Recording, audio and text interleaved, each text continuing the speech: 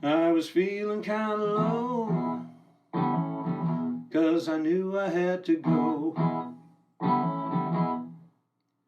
to find a place in the human race for the likes of homeless Joe. I'm often told there ain't no way. I'll try again another day. But if I can't get fed, then I'll end up dead. Why don't they hear me when I say, do you give a damn? Do you care who I am? I served my country best I could. I put my mental health up on a closet shelf. I thought war would do me good. I did a tour in Iraq. Friends died, but I came back.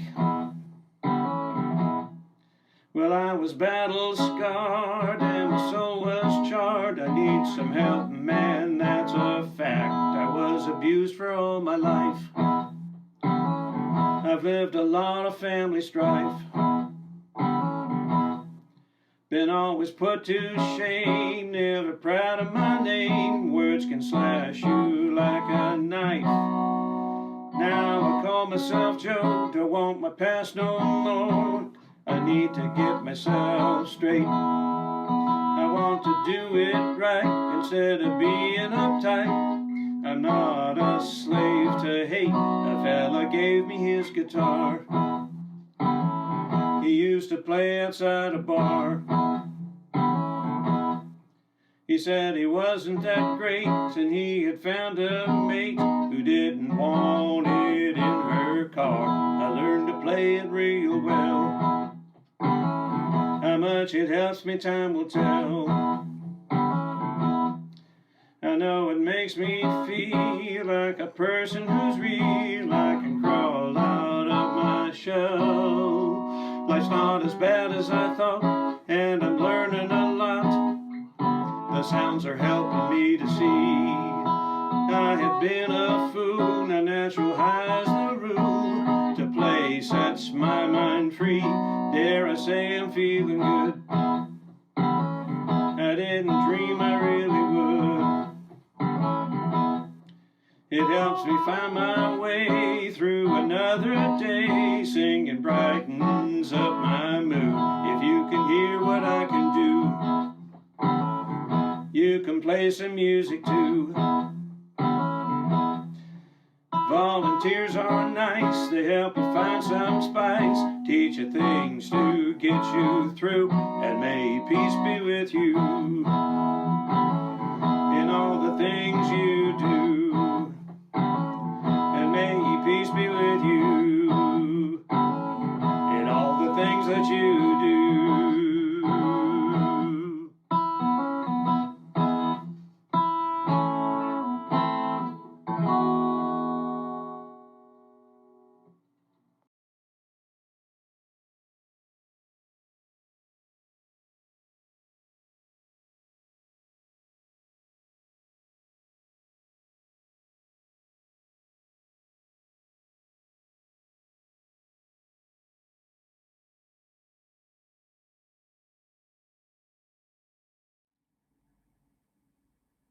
Okay, welcome to the third segment of our discussion about homelessness and those unhoused in the Lane County community that we think are representative of much of what's going on around the nation. So we've heard from two panels. The last panel was on youth homelessness. Now we're going to transition into veterans and the special needs perhaps veterans have. I'm a veteran myself. I have a hat that I picked up when I was doing Guitars for Vets at a VA clinic that says Operation PTSD Veteran. And then it's sort of a joke. It says, "Don't trip my trigger." And the person selling the hat said, "Well, that's just a joke." And I said, "No, I take this seriously. I think we need an Operation PTSD." So that's what our foundation does, is work primarily with those who have diagnosed conditions of PTSD, or maybe just trauma impacted mental health issues. And we really need to look at the broad spectrum of those. And that's why we're talking about trauma-informed care and things such as that. But now, at this time, I'd like to bring in our last panel, consisting of Colonel, soon-to-be retired Shin McGann, Oregon National Guard, and a former police officer and lieutenant with the Eugene Police Department.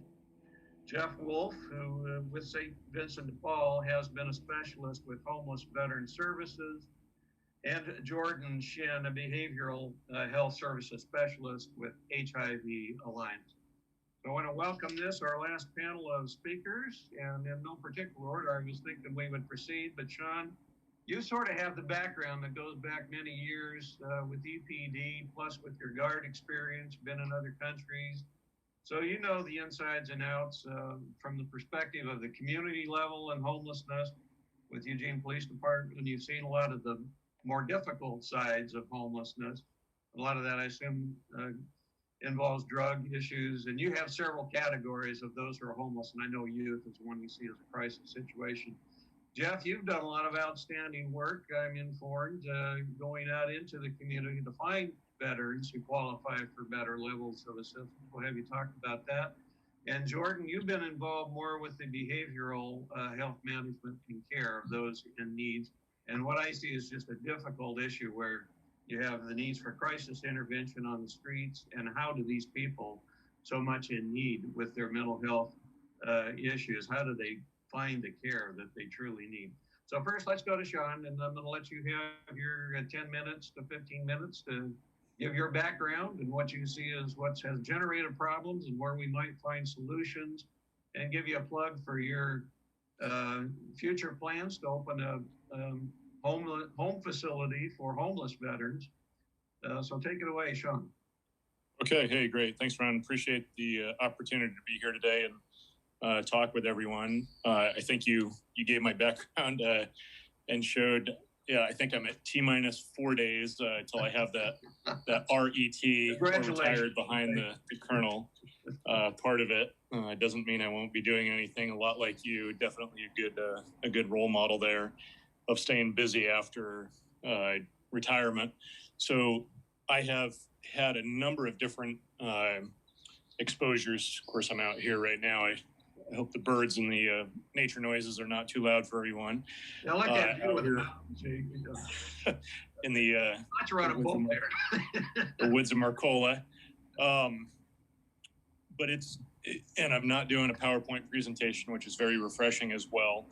I want to hit the wave tops and some of the bigger issues that I've seen as a colonel in the military. I'll talk back when I was a second lieutenant and how bad things were back in the 90s, early 90s, up until now. And it's a different challenge now than it was back then.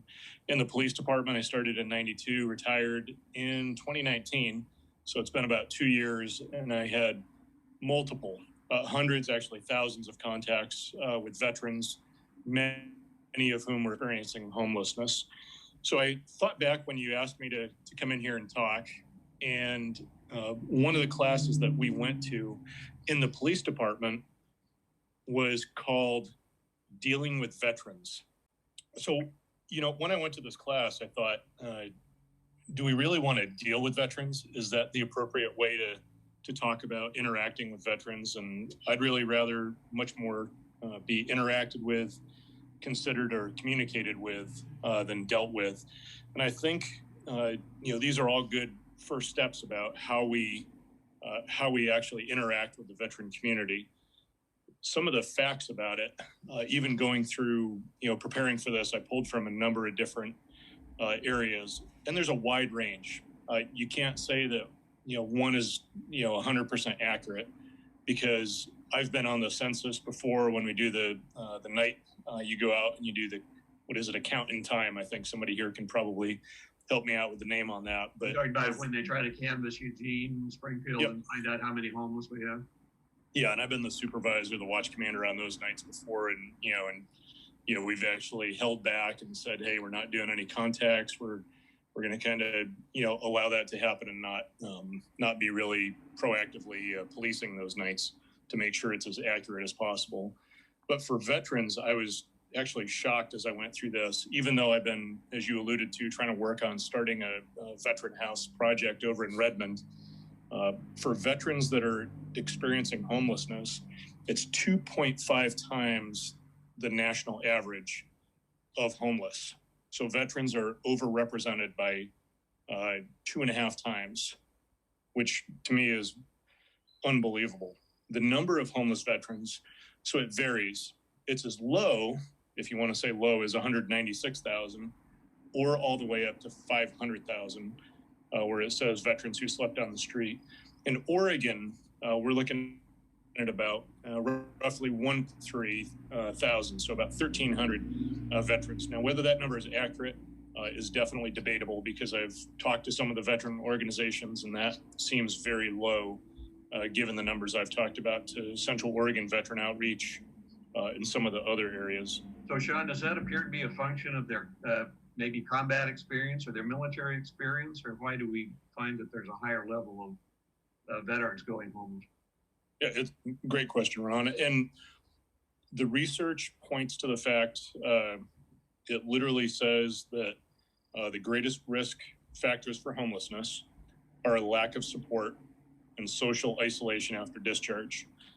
The vast majority of the homeless veterans, when you end up looking at what's the cross section, 96% are single males in disadvantaged communities. And one of the concerning things was that homeless female veterans went up tenfold during OIF and OEF, Operation Iraqi Freedom and Operation Enduring Freedom. So they went from 150 up to 1,700, and that figure is old. So it's likely gone up exponentially since that study was taken. Female veterans are, again, 2 to 3 times more likely to be homeless than any other population. And one of the biggest factors that, as I looked at some of the data and tried to make my own analysis of it, is very clearly poverty. Poverty is the overarching factor in all of this. And if you look at somebody who is making $35,000 or less, that's going to be the main chunk of homeless veterans. It does show that veterans between 18 and 30 are twice as likely as the general population to be homeless, which kind of follows that. Minority representation was one of the very interesting and disturbing things I found. Also, 56% of homeless veterans are of African American or Hispanic descent. Over half of all the veterans have disabilities, so they have some sort of a VA connected or a service disability. And not surprisingly, half suffer from mental illness.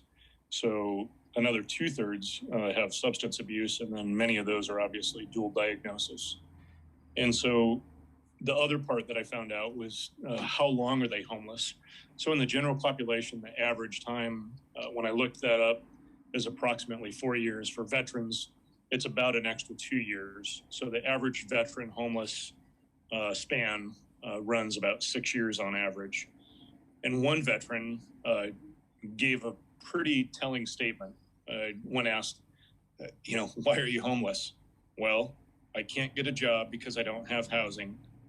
I can't get housing because I don't have a job. And literally, you talk about a catch-22 situation. It's which comes first. And so that really points to what type of services, as so many other speakers have already talked about today, what type of services need to be in place to address, veteran homelessness. And how do we change that? So job programs and housing vouchers help. So HUD-VASH, which I've gotten more familiar with as I've been working on this project over in Bend. Long-term services are obviously needed. I've learned more about wraparound services for veterans who really need the support. Long-term,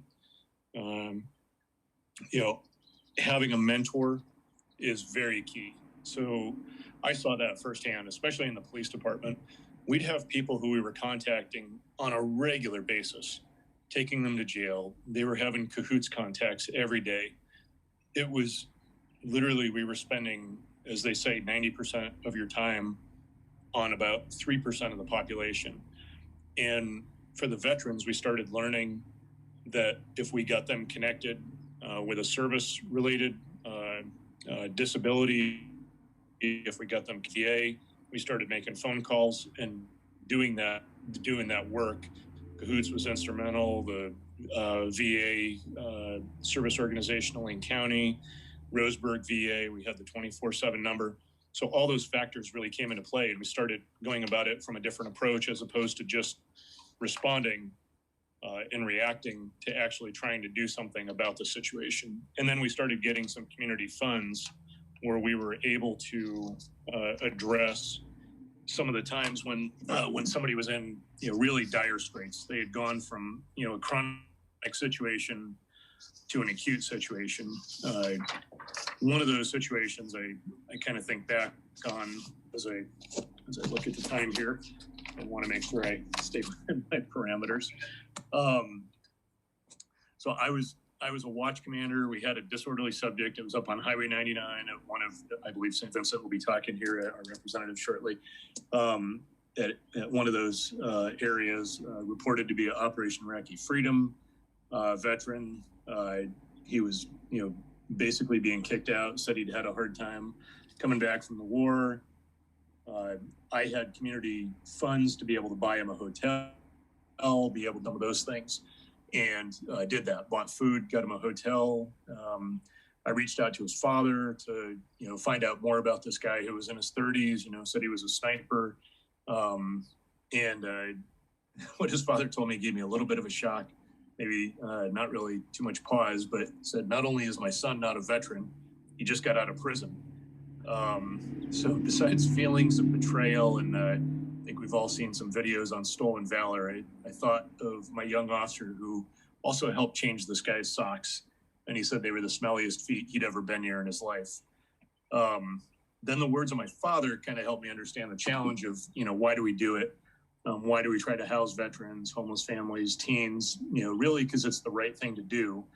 And my father had told me a story about my grandfather who served back in World War II. He left when he was, 36 years old with 5 kids, and he was gone for 3 years. And he said, I remember him picking up every hitchhiker in uniform. Armed services back then were large, and plane travel was not readily available. If a panhandler said he served, he always got money from my father. I asked him when he did this, when he said he knew that some of them were not veterans. He said he could never deny the real veterans, and he did not know who they were, even though he had served. So for me, it's always about the story, whether with the police department. I had homeless soldiers back in the 90s who were living in the front lot of our armory. They had a very short commute on the weekends. We actually literally let them, live there. And I think the other part of this, as you alluded to a little while ago, Ron, is the PTSD part of your hat. And then, half of them have, mental health issues. That doesn't mean they're all PTSD. But when you factor in that if somebody has all of those issues already, and then they're going to lose their house, it really creates the perfect storm where you need to have a solid veteran network to be able to bridge that gap. And so I, kind of wrap up here by saying, is veteran housing more important, than other homeless population? My take is that, there's unique challenges, and definitely 2.5 times over representation of the population is an issue needing attention. And so I think the ODVA, the Oregon Department of Veteran Affairs, great organization. And I also found a 24/7 veteran housing assistance phone number. I'll add that to the chat room here as well, which another neat, a great Easter egg I found while doing some research. They said no man or woman who served their country should be without a safe place to rest his or her head, and yet veteran homelessness remains a persistent problem throughout the U.S. And with that, I will end my time here. Yeah. Be open to questions afterwards. And I think you would agree that outreach is one of the main ways to go here to find out where those problems are. Jeff, we're going to transition to you now. You were an outreacher. Tell us what you used to do and what you would find out and how veterans in our community have been helped through your experience. Okay, for most of the last 5 years, I've been an outreach specialist for the supportive services for veteran families, which entailed me going out and finding veterans that are trained to hide, that are distrustful of bureaucrats and all agencies, government or perceived government. And because I was funded by the VA, I was always perceived as the VA. The veterans that I'm looking for out on the street are very distrustful. And my biggest challenge was to integrate myself into the population. It took me 3 months before I ever talked to the first veteran. And from that point on, it was a very proud action that I became a trusted person within the homeless community. Homeless veterans would tell other homeless veterans that that guy's okay to talk to. And from then on, you know, I had phenomenal success with talking to veterans. And over the 4 years that I was dealing strictly with veterans, I probably interviewed 1,000 homeless veterans. I've seen everything that everyone's talked about, the mental health problems, the PTSD, the unemployment, the problems of can't get a job because I don't have a home. I can't get a home because I don't have a job. And then they just keep floating throughout the system. Some of the problems that we need to solve can be, the solutions are simple: more money, more staffing, more training. Right now, there's a project that the city or the county, I can't recall which, wants to establish to get 12 encampments set up, but no one is big enough or trained enough or staffed enough to handle this. It's the solutions are out there. Funding needs to be redistributed is my big calling card. It's, even if there was funding out there, it would still be difficult to handle. How many agencies are involved with the veterans? You're with St. Vincent de Paul, which is a big supporter of veterans. What other agencies do we have working on this aspect? Shelter Care deals with them a lot. Catholic Community Services, you know, of course, the VA. Trying to think of other agencies. The Mission has had a big supportive program for veteran services there. It's unfortunate that their population has dwindled because of COVID. I heard that the population there is just down to several dozen people because of an inability to admit new people. So as people leave, population dwindles and there's no more intake. So that should turn here with COVID now under control, we think. So how should we proceed? What should we do to make the situation for veterans better? One thing I'd like to see is the expansion of COOTS.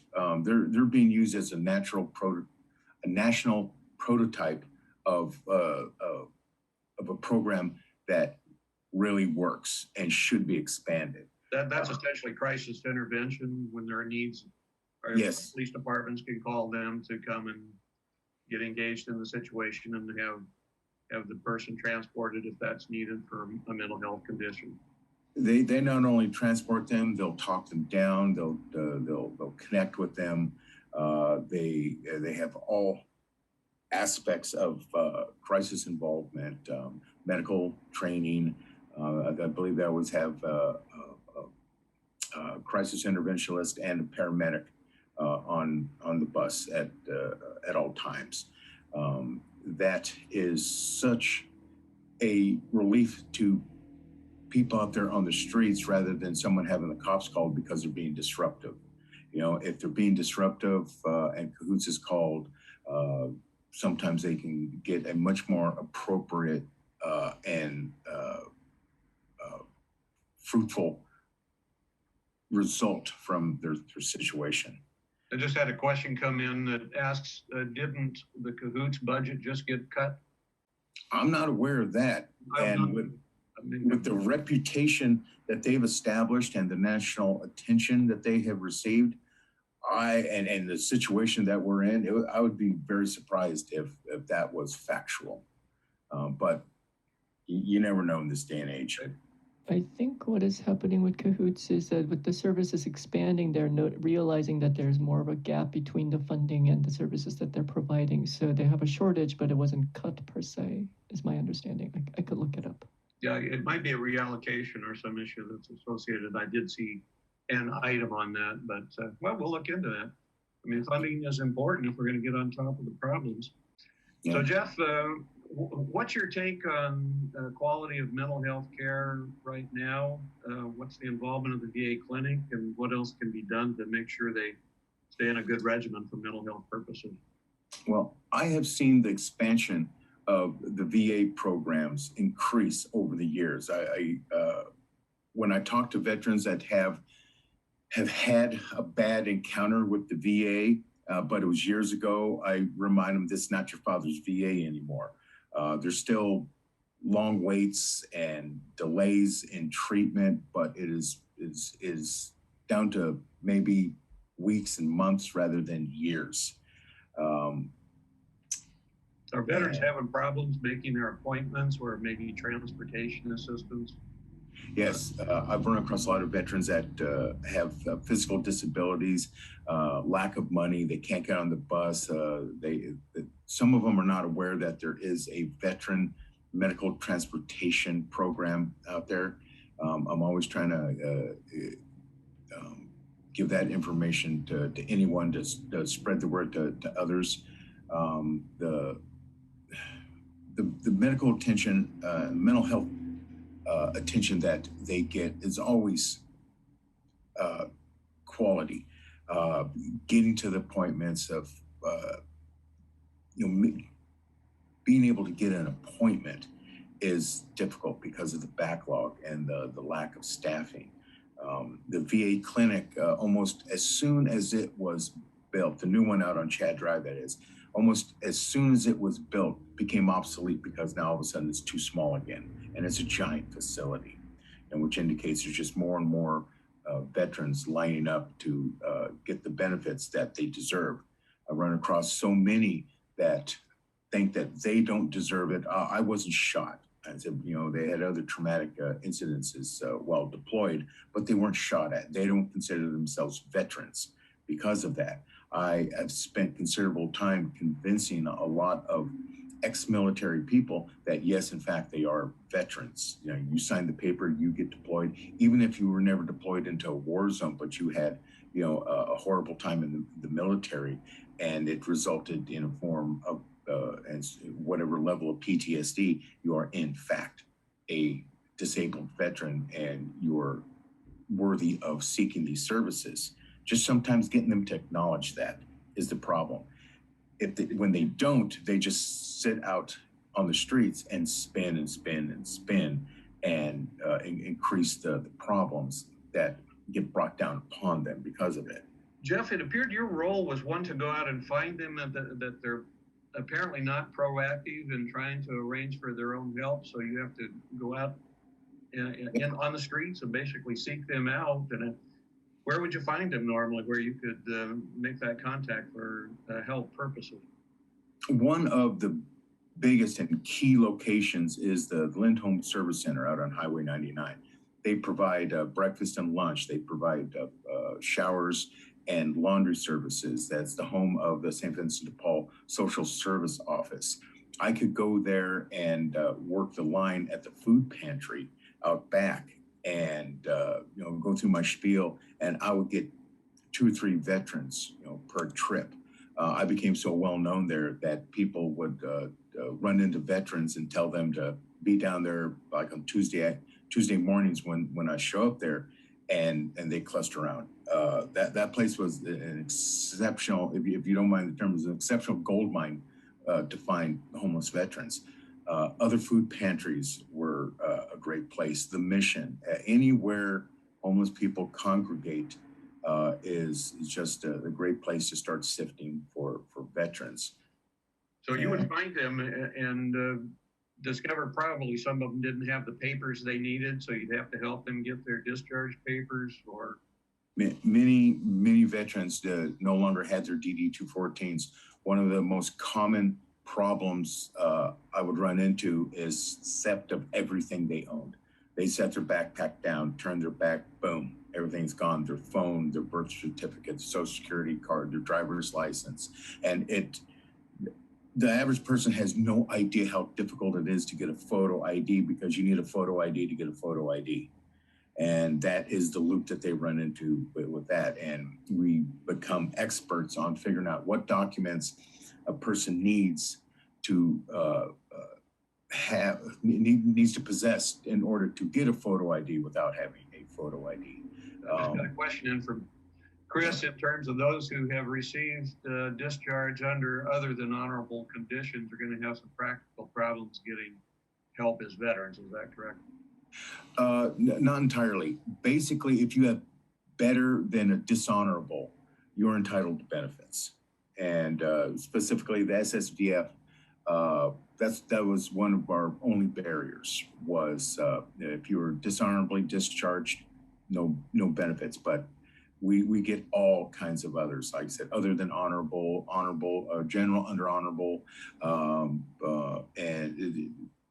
there's probably a dozen different categories of DD-214s, and some of them restrict benefits a little bit. If some people that were in some programs restrict enrollment to people that were in the full-time military, so National Guard and reserves were out for some of them. But most programs were pretty flexible on their enrollment policies. So how would you characterize what we're doing in Lane County? Are we doing a good job to locate the veterans in need of assistance so they can get into the special programs that are available to them? Well, as far as the housing programs that I'm familiar with, we have some really devoted, hardworking, focused people trying to get out there and find the veterans. They get out there and they advertise the programs. They send the people out into the public. The program I'm working with now houses the general homeless people, and I'm seeing the outreach specialists from that program, driving out to meet them where they're at. They don't require them to come in, because of COVID restrictions. Sometimes they like to isolate the encounters, so they would rather come to the person, meet them in their motel rooms, meet them in some place where they can control the environment, rather than having them travel all across town, which I see as a really good thing. And you try to help with landlord relationships and to get them in, and hopefully they'll do what they need to do to make their landlords happy. That kind of follow-on attention. That's much more along the lines of the case manager duties, and I rarely dabble into that. Although if I come across someone that as a housing opportunity, I will always try to hook them up with the program and get a veteran-friendly person with a place to rent, talking to the managers of the SSVF. I have a personal friend that will only rent to Marines. Mm-hmm. He has a particular affinity for Marines. He says they're the sharpest group, they're the most steady, and that's what I want. And so he deals exclusively with the SSVF and says, send me Marines. What's the population of veterans you identified? Was it about 500 that you estimated, 400 to 500 in our area? Yeah, that's probably a good estimate. Again, like with the PIT count, the point in time, it's so hard to say. Yeah, we got them all. You know, we went out there for a few hours and we beat the bushes and we had gathering points and we gather them up. So if we come up with 3 or 4 or 500, we know there's still some more out there. Maybe some of the ones we collected were phony acknowledgments of military service, but it probably balances out, and but that's a pretty good number to work with. Is the situation getting worse or better in your opinion? No, it seems like the results and the situation. How do I want to put this? The results of interaction between the veterans, I think, is improving. I think the population is growing, which would be negative. But I think what we're doing with the people that we're dealing with is improving as people get more experience and more training and getting to know how to deal with some of the unique problems with veterans. Like I say, there's going to be so much mental health, so many mental health issues, so much PTSD, so much sexual assault, from our female veterans, that it's hard to engage with some of them, to get them to be proactive, to hook up with services and agencies and people, because they just want to shy away from everything. When Sean was mentioning mentors, I think that's a fantastic idea. Every homeless veteran needs a mentor.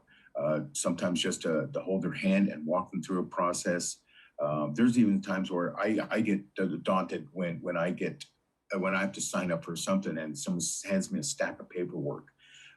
And it's like, well, what part of these do I need to fill out? Which ones don't I need to fill out? What exactly kind of information are you looking for here? What type of information are you looking for here? And someone will look at that and just freeze up and, well, I know how to survive on the streets. I don't know how to do this. So peer assistance is an important concept, I think, across the board for people who are homeless. I'm going to shift over to Jordan here for a little bit, and we'll come back to you, Jeff, if you have any further comments. Jordan, go ahead. Tell us what you're doing. You're with HIV Alliance. I don't think you're employed by them, but you serve the agency. Is that correct? I am employed by them. I'm the behavioral health manager there, and we have a counseling program, a small counseling program, and a fairly large peer services program. And you are serving our veteran community as well as others. So why don't you just go ahead and tell us observations? Are they getting better or worse? Well, compared to the other panelists, working with veterans is a smaller portion of what I do. It's just one of the interacting factors. But I guess I'd like to think that the work that I do is a little more intense, a little more focused. And I was asked by Iran to kind of tie together trauma and life as veterans and, people not having stable housing. So, and I tend to like to just focus on what needs to be done and more at the individual level. Being a therapist, that tends to be my focus. I think a lot of people have brought up good points about a larger macro level of things that need to be changed at the systemic level. So I'm going to focus on so you have a veteran in front of you. How do you work with them? Kind of a question. So I do want to clarify what post-traumatic stress disorder is specifically and how it's different from trauma-based experiences in general. There's specific symptoms that we lump together as PTSD. So there needs to be a traumatic experience and then some degree of re-experiencing and avoidance and some kind of an altered cognition, mood or relationship or behavior or something like that, and some kind of reactivity and hypervigilance. Now, I tend to be more stingy with this diagnosis and try to make sure that all of these criteria are met before I say this is PTSD. Some clinicians will have a lot more flexible definitions of when they would diagnose somebody with PTSD, but broadly speaking, there's this classical type of what PTSD is. So I'm sorry, this is a slide set that's really prepared for staff training. It can go on for hours. So I'll try to gloss over these. If there's anything people have questions about, please just let me know. I'll post your questions in the chat and I will try to address them. So what happens when there's a traumatic event is that a lot of times the emotion is just too much, or people feel like I shouldn't feel that way, so they reject the emotional reaction, try to put it away. And then those reactions kind of come back and say, hey, you should deal with me. Or they go, when they run into a situation that's reminiscent of the trauma, then there's this overreaction as if you are experiencing the original trauma rather than what the situation right in front of you is. And the process works that way because it's dominated by this thing called the limbic system. Usually people emphasize how simple and small it is. What I would emphasize is how fast it is and how powerful it is. And when the limbic system kicks in, the rest of the brain basically shuts down. And it has its own decision-making logic. It has its own memory system that is independent of what you do overall. So what is happening in PTSD is the limbic system is just kind of running around by itself and not really speaking to the rest of the brain that's going, actually, yes, I was attacked by a pen first, but this pen is not the pen that's attacking me. It's okay. The limbic system just goes, oh my God, the pen tried to kill me. I'm going to run away. It may not even have been a pen. It could have been a sharp blue object that was actually more deadly, but the resemblance is superficial. It emphasizes speed over accuracy. So classically speaking, I keep using the word classically because PTSD I think is being used in a much broader sense. The more stricter sense of PTSD, the treatment is some kind of a reintegration of the emotion related to the trauma, and that's supposed to resolve the symptoms. And fortunately, most people actually have an internal drive to heal. And when time comes, the drive to heal will kick in and say, hey, it's time, we should do this. Some degree of revisiting the experiences entailed in that healing process, not necessarily like re-experiencing, and sometimes people talk about like having to re-traumatize yourself in order to heal. That is not quite necessary. Some people need to do that, some people not. But there does need to be a reintegration of the suppressed emotions. So all these things that you didn't want to feel, you do need to feel to some extent. Sometimes regulated, sometimes in a flood. And there are all these treatment methods that are supposed to make it easier, spread it out, concentrate, and so forth. And in all of that, there needs to be some new storytelling about the traumatic event, because the limbic system says the trauma happened this way, and this is my story of the trauma. And you need to retell the story so that it fits in with the rest of your life, and then you can, you don't get rid of the traumatic event from your memory. You don't forget about it, but it just becomes more contiguous with the life that you're having now, and then it becomes integrated. And in the process of this healing, medication can ease the symptoms or make it easier to integrate the experience and so forth. So this classical definition of PTSD is a little different from something like a rational fear, like, you're actually being chased by somebody, or somebody's trying to kill you and you're hiding. Well, then that is really not PTSD, that's just rational fear. You should feel that fear. Sometimes people will say any kind of overreaction is PTSD because it superficially resembles, whatever. But there might be other causes. One thing that I often hear is actually like sensory aversion. Like some people just have sensitivity to sound, and a loud sound, people will say, oh, I had this traumatic experience. I was on the battlefield and, I got shot. And therefore, ever since then, I have this reaction to a loud noise. That may be the case, that may not be the case. That it might just be that you just have a sensitivity to loud noise, and that would have predated the traumatic experience. And that same thing happens with specific phobias, like people being afraid of snakes or spiders. They'll often talk about the first time they saw a snake and freaked out, and ever since then they've been traumatized. That is not quite right. It is possible that they already had the phobia before that encounter, and then the encounter was that much harder. So sometimes it's not necessarily necessary to make these distinctions, but I do want to make sure that there's a distinction. Another thing that happens is that people talk about having nightmares after nightmares after nightmares. It could be because you actually have a sleep disorder that's unrelated to the trauma. That doesn't necessarily mean just because you're having nightmares about a traumatic event doesn't necessarily mean that you have unresolved trauma about it. It might just be that you have something like sleep apnea that's waking you up, gasping for breath and freaked out because you are not breathing, and the brain tries to look for a reason for that anxiety and will say, oh wait, I had this trauma, and land on it. This is something that happens to me a lot. where I would get super, irritated and angry about something. And it's not because of what I think is causing it. It's because I'm having a sensory experience or I'm sleep short or something like that. Once those issues are resolved. The sleep disorder is part of it. That's something I would think is characteristic of people who are homeless, just given their environment. So do you have to consider their living situation in terms of course. Yeah. And a lot of people, with the thing about working with veterans and people without housing and so forth, I will address this later. It is easy to say, oh, it is because of their situation or their experience that they're having these symptoms. What I'm pointing out is that when you come to the individual level, on an epidemiological level, looking at homeless veterans in general, yes, that is definitely a correlation there. When you take a particular individual who is having a lot of nightmares, you need to consider these other factors as independent of each other, possibly. They may be causing each other, making each other worse, but that might not be the same phenomenon. And if you over focus on the trauma of living without stable housing or the trauma of military deployment and battle, you might actually be missing something else that's a bigger factor. For instance, there might be just a physical obstruction in their breathing path that's causing this nightmare. So anybody who says, I keep waking up from a nightmare in the middle of the night, I'm not getting enough sleep, before you go to trauma, you need to actually make sure they don't have sleep apnea. Does that make sense? Yes. Yeah, okay.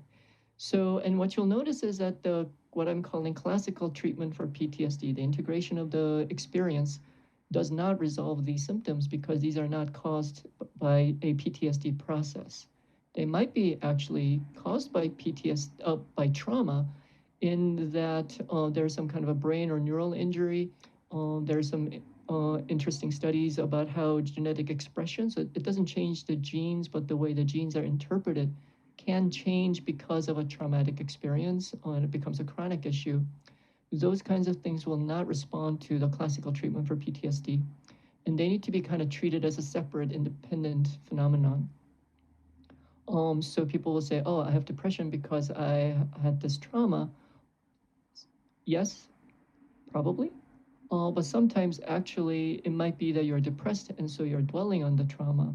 It might also be that you were already depressed before the trauma, so the traumatic event hits you even harder. And what you'll find is that the depression will kind of linger on even if the trauma definitely seems to be resolved and reintegrated.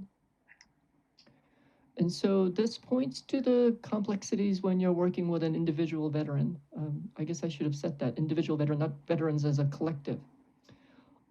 First of all, with a lot of military experiences, whether it's battle or not, sometimes it's just difficult to talk about it. If they feel like they can't talk about it, or maybe if you have a therapist or a friend, they might not get it, and so what's the point? If it involves a war that's still going on, or if there's some issues that are not yet resolved, then it's still happening in a lot of ways. And then there are some military values like, oh, I shouldn't be talking about my weaknesses and so forth. A lot of those cultures are changing within the military, but the veteran might still think that those are the values that they need to adhere to, and then therefore they have a lot of self-judgments about being weak or not being able to deal with these issues and move on. Another thing, same thing that I'm hammering over, is that actually might not be the military experience that's causing the problem. It might be from something before the military experience that they were able to put away thanks to the military experience because it was positive for them. But now that they're no longer in service, they might actually be needing to go take care of those things that they hadn't addressed before. And it also has to do with things like experiences of oppression, class, and things like that that may kind of that are different in the military, and then you come back to the civilian life and it kind of hits you in a way that would have hit you earlier had you not gone into the military, and now you have to visit it kind of in a postponed way. So that itself becomes a trauma. And I think we kind of neglect the fact that adjusting to civilian life is actually by itself kind of traumatic. There's a lot of loss involved in terms of the rules of interaction and clarity and structure. And meaning and purpose that the military supply civilian life is a lot blander, a lot more complicated, a lot weirder, hard to explain people's behavior sometimes. And that results in some degree of isolation on top of, just not knowing who would understand your experience and so forth. And another thing is there's a lot of emphasis in civilian life about being a unique individual. Whether this is a good value or not, it is a value that's often assumed. And sometimes in the military experience, people kind of subsume their individuality in order to be a good member of the team. That becomes a different priority in the civilian life, and a lot of people have difficulty with that, kind of finding yourself. Again, if they had a clear sense of who they were before the service, or they were able to developing during the service, then it's not as big a problem. But a lot of people didn't really have a sense of individuality or sense of self before the service. After the service, it becomes a problem that comes back. Another super unaddressed issue is traumatic brain injury. I think there's a growing awareness of post-concussion syndrome that comes from severe brain injuries, and often it's degenerative, especially if there's repeated brain injuries. Just with time, it just gets worse and worse. Another thing that's underappreciated is exposure to minor injuries that are repeated, such as being at an artillery range or even shooting ranges. The loud noises and the impact from those kinds of things that are minor at the time. You don't really lose consciousness, so you don't really think about it. But if it can have a cumulative effect and effectively cause the same damage as a single bomb explosion would. So the symptoms that come from traumatic brain injury include things like depression, anxiety, irritability, and difficulty with memory, difficulty with focus. These are all PTSD symptoms. I was in a bomb blast. Ever since then, I've had these problems. So people assume that's PTSD. It may not be. It may actually be traumatic brain injury. The emotions that you're feeling about that event or since then, and your reaction to everything might not actually be because of the traumatic and fear and anxiety and emotions involved in that incident, but the sheer fact of a neural damage to your brain. Something for which there's a growing awareness within in the services is autism. Autism is characterized by verbal or nonverbal communication problems and difficulty intuiting social cues. A lot of people do kind of repeated tasks or mental activities to alleviate their anxiety and so forth. And in some ways, people with autism have a hard time in the military, and if they do enlist, they'll just leave very quickly because the structure and the rules and the arbitrary rules, or the rules that seem arbitrary to them, are really difficult to bear. But some people with autism can really thrive in the military. The structure and the clarity of rules actually help them fit in a way they can't in the civilian society.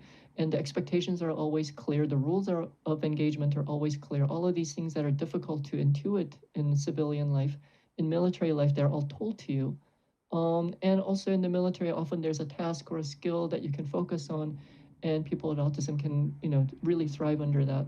Conversely, when they come back to civilian life, it's a completely new situation with completely different rules that are very ambiguous and nebulous.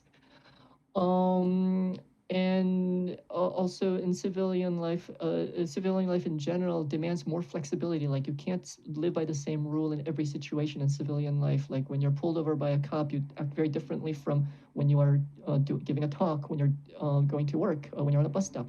There are all these little rules about how to act that we don't really think about. And you can't really do that by knowing what the rules and what the values are and so forth. Jordan, with autism, are we seeing any correlations to homeless populations? Oh, yes. Oh, yes. Yeah, no, totally.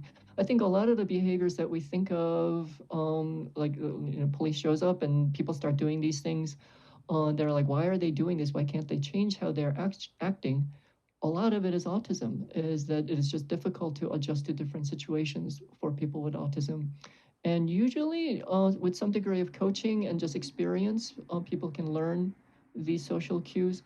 And I think there's also awareness on the part of the police and other social services of, okay, when somebody's doing these things, it might be autism. They're not disrespecting you. They're not disobeying you. They're just doing what they think is the right thing to do. So you need to slow down and kind of coach them and having a very different approach. So when you combine these things, veterans who have trauma and who don't have housing, Obviously, housing instability is by itself an ongoing trauma, just the stress of managing life. Like I said, it doesn't have to be a single blow to the hair. It could be little, and that can be itself traumatic. And another thing about not having stable housing or housing that you can't control is that if there's a difficult interpersonal interactions, usually the answer is to just get away, and you can't do that.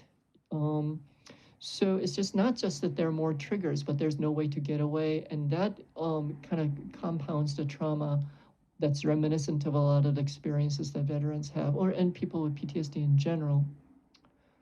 A couple of things that I want to caution about is that homeless veterans, we talk about that a lot, and I really appreciate the growing awareness we have for their needs, and that it's definitely welcome, and there are unique challenges of that population that we need to all be aware of and learn the skills. However, a lot of the challenges of being a veteran with PTSD or trauma or traumatic brain injury or autism and without housing is really the need to be understood as an individual. Everybody has a unique story and unique reactions. And like I said, there might be multiple factors involved. It is not just their service that is causing all of these things, not by far. In fact, I have not run into anybody who is a veteran for whom the service experience was the only trauma experience. Obviously, there are lots of veterans who don't have trauma or PTSD or whatever and is functioning fine. I don't get to see them because, I only work with people who are in having problems. But when people reach that point of having problems, it is not just the service. Often they begin thinking that that is the case. That many of those who were homeless suffered abuse as children? A lot of them, yeah. Yeah, and sometimes people don't think about it or they've forgotten about it. Part of the PTSD process is that they don't really remember the details of the events that happened. And ironically, it is when things are starting to get better that those things come back and say, hey, you need to talk about me. And that could be like right after discharge, or it could be when you finally got your first job after discharge, or it could be that you're finally settling down with your family and suddenly your life falls apart because all these things from the past are coming back to visit you. Yeah. George, you've got a couple of minutes to press on. Sure.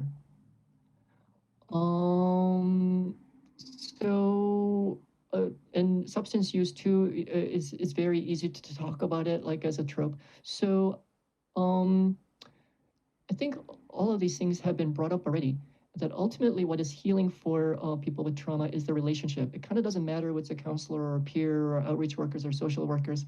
And what really matters is consistency. It's not like we can sweep in, do a few things, do this therapy, and they're all fixed and they go. It's more kind of the need for ongoing consistent interactions and relationships and an ongoing and stable context so that the inborn drive towards healing can kick in. And something that is my pet peeve, as you can hear it, is providers who actually really know how to tell apart, okay, this is from the military experience, this is from before that, this is from lack of housing, and these are the interactions between them, but it's not the same thing, so that they can address them separately or together as appropriate. So that's my soapbox for today. Thank you, Jordan. We have just a couple of minutes, so I'm going to, Shonda, is there any wrap-up comment you want to make? No, great listening to everyone, Jordan and Jeff. I mean, just phenomenal information, and really, again, like those Easter eggs I found during the research. I've learned so much more from. Well, best wishes to you with your home for homeless veterans, and give them a home, and I hope that all works out well. I'm sure it'll be very valuable. Jeff, any last minute comments here? Yes, I want to wish Sean good luck on his project. That's something that is so desperately needed in this community. And Jordan, I got a lot out of what you said about, yes, they may have PTSD, but it didn't come from this exact point. Or that's not PTSD, that's other problems that they're having. And I run into a lot of people that are self-diagnosed PTSD, so it's good to know that that kind of affliction needs to be examined more closely and shouldn't just be rubber stamped. You have a problem with PTSD. Right. I think that's the importance of trauma-informed care, that's accurate information. So, Right. Yep, I think we've made some good points here today. I want to thank our speakers and our audience. I don't see any questions remaining, and we are now out of time, but we'll take this. This is going to be recorded and presented for further viewing down the road. So that'll probably happen within the next 2-3 weeks or so. All right. Well, thanks to our speakers here and to all of the speakers who appeared today. And I think we're ready now to conclude.